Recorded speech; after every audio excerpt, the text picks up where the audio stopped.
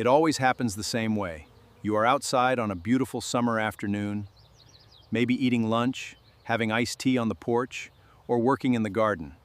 All of a sudden you feel that sharp, hot sting on the back of your arm, and there they are, one or two or a dozen of them, yellowjackets or paper wasps swarming around like they own the place. Somebody in the family has already been stung. The children run inside crying. So you go to the hardware store, hand over $20 for a can of that toxic foam spray. Come home, blast the nest, watch them drop by the dozen, and feel like you finally won. Except 2 weeks later, they are back. Same porch, same eaves, same corner of the shed. And by the end of the summer, you have spent $40 or $50 on spray cans, gotten stung 3 more times, and the wasps are still winning. Now I want you to hear me on this. There is no need for any of that.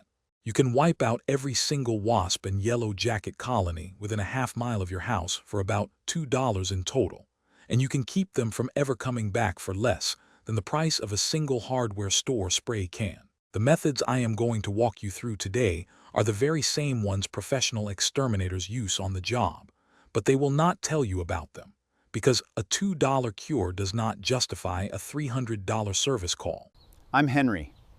Before I get into it, I want to say thank you to everyone who commented on our last video. I read every single one. On this channel, we share the slow old ways, the practical, honest knowledge that used to pass over the fence from neighbor to neighbor, but has mostly been drowned out by fancy marketing and expensive quick fixes. Today, I am going to walk you through the complete system for handling wasps and yellow jackets on your property. There are 3 treatments plus 1 prevention step, and together they will clean out the colonies you cannot see, take down the nests you can see, safely handle the nests hiding near electrical fixtures, and stop new nests from ever being built in the same spot next spring. Stay with me till the end, because the last step is the one almost nobody knows about, and it is the real reason those wasps keep coming back to the exact same corner of your house year after year after year. It is not bad luck, it is chemistry, and I am going to show you exactly how to fix it.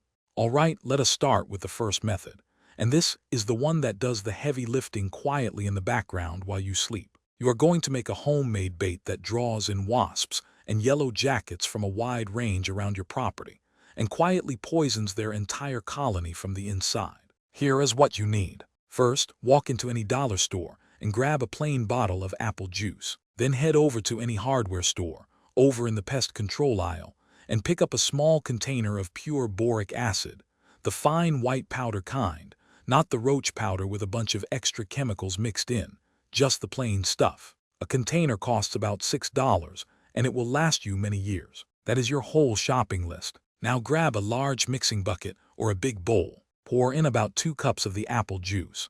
Add 2 teaspoons of the boric acid powder. Stir it slowly until the white powder disappears completely into the juice. That is your bait, and it will change the way you deal with wasps forever. Now let me tell you why this works, because this is the beautiful part. Yellow jackets and wasps are scavengers. They are wired to hunt down anything sweet and anything protein-rich, and apple juice hits both of those hunger signals in their little brains at the same time. But here is the miracle of it.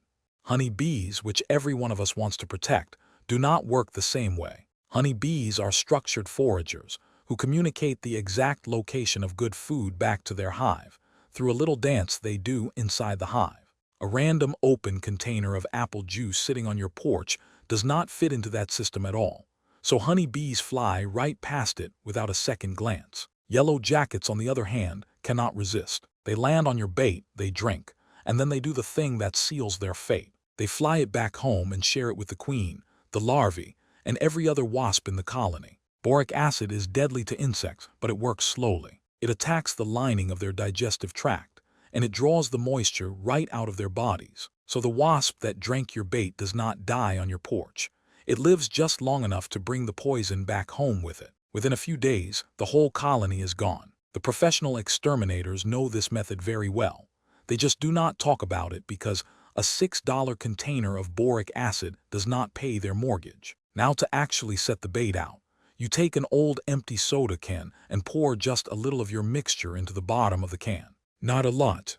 You want just enough liquid in there that a wasp can reach it easily, but not so much that they fall in and drown. If they drown in the bait, they cannot carry it back home, and if they cannot carry it back home, the colony survives. That is the whole point. So keep the liquid shallow.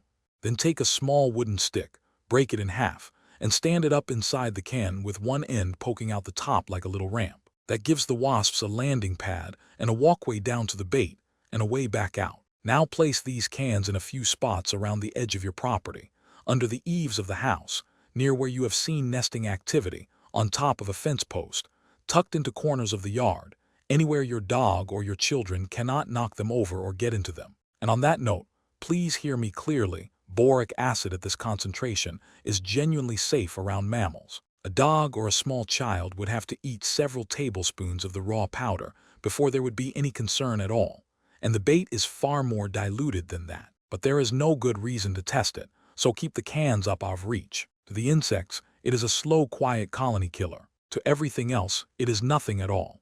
Now that bait is going to work its magic over the coming days. But if you already have an active nest hanging under your porch roof or tucked into the corner of your shed, you cannot wait for the bait to work its way through. You need to take that nest down right now, and this brings us to the second method. Grab a plain spray bottle, fill it up with regular tap water, and squirt in a generous glug of blue dish soap. Shake it up gently until it is nice and mixed. That is it. That is your wasp killer. It sounds too simple, and I know it does, but I promise you it is what many exterminators quietly use on the job, and it works in seconds. Here is the science of it. A wasp's body is coated with a very thin, waxy layer that keeps water out and keeps the moisture inside their body from evaporating. It also protects the tiny little breathing holes along the sides of their body. When you spray them with soapy water, the soap dissolves that waxy coating almost instantly, and then the water rushes in through their breathing holes and floods their little lungs. They cannot fly, they cannot fight, and they drop from the nest within seconds. It is not a chemical weapon. It is not a poison.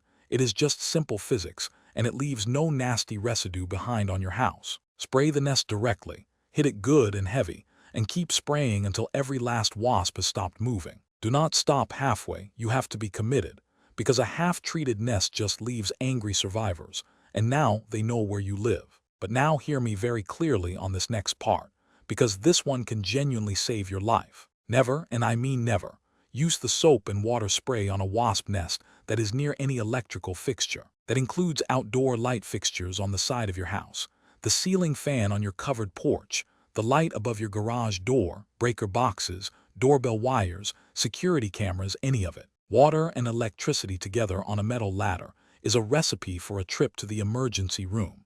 And every summer there are folks who get seriously hurt doing exactly that. If the nest you are looking at is anywhere near wires or fixtures, put the spray bottle down and switch to method number 3. Method 3 is a professional grade product called Wasp Freeze. This is the can you will see in the truck of every exterminator who does this work for a living. And the reason they carry it is right there on the label. It is non-conductive up to 47,000 volts, which is not a typo, 47,000.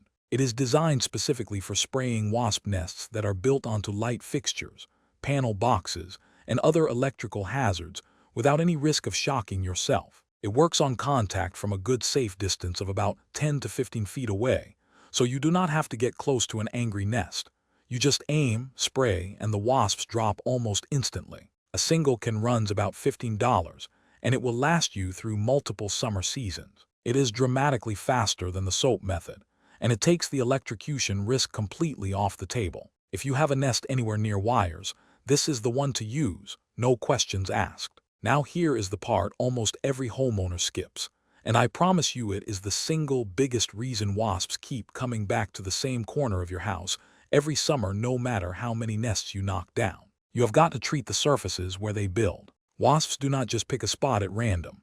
When a paper wasp queen builds a nest, she leaves behind a chemical scent from a gland on her body, and that scent soaks into the wood grain, the paint, and the little cracks in the surface. That scent is a signal, and it stays there long after you knock the nest down. Next spring, when a new queen is looking for a place to start her colony, she picks up that leftover scent and reads it as a proven safe location that worked out well for someone before her, and she builds a brand new nest right there. This is exactly why folks say they have the same wasp problem in the same eaves every single summer. It is not bad luck at all.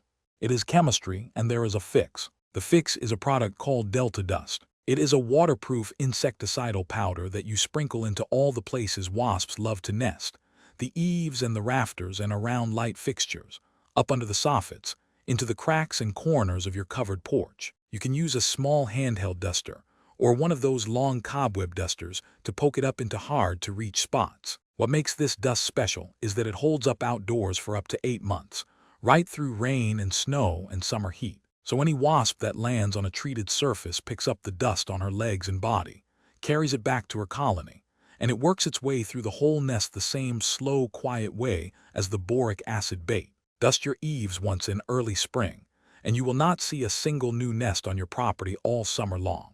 It is that effective. So let me pull the whole system together for you.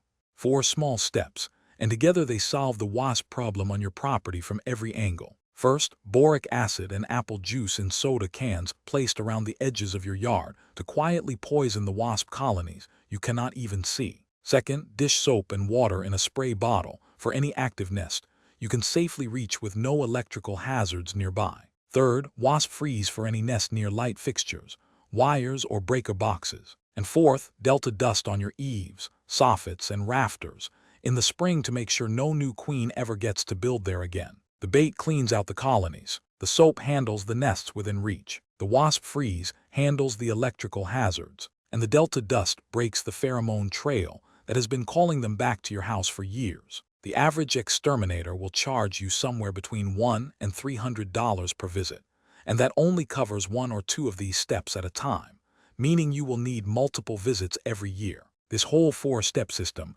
costs less than $30 in total supplies, and those supplies will last you multiple full seasons. Now, one important note.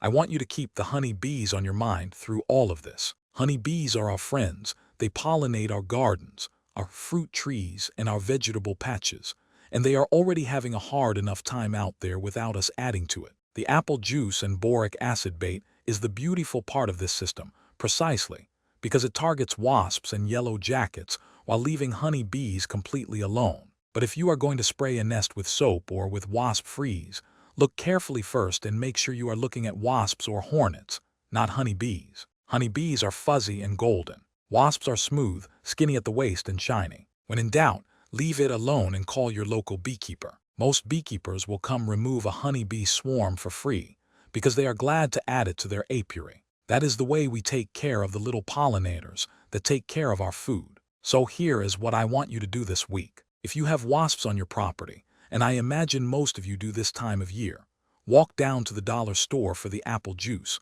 walk over to the hardware store for the boric acid and a spray bottle of dish soap if you do not already have one, and set up your bait cans by the weekend. If you have an active nest, take it down using the method that fits where it is. And if you want to stop the whole cycle for good, pick up a jar of Delta dust and treat your eaves next spring before the queens start scouting. Then I would love to hear from you down in the comments. Tell me if you have been fighting the same nest in the same corner of your house every summer, because I promise you that pheromone trail is the reason. Tell me where you are watching from too, because I love seeing all the places our little community has grown to reach, from farm country to city apartments and everywhere in between. And if this video helped you save some money and some stings this summer, please do me a small favor and hit that subscribe button. It genuinely helps this channel keep going, and it is the only way we can keep making these videos for you. Next time, I want to show you the old way we handle the mosquitoes and the biting flies around the barn and the garden, the natural traps and the simple herbs you can grow that keep them away without a single chemical spray. It is the natural next step after today. Until then, keep the honeybees safe, put down the toxic foam, and remember that most of the pest problems folks throw good money at every year can be solved with a few pennies worth of the right supplies and a little patience. Take care of yourselves, and I will see you in the next one.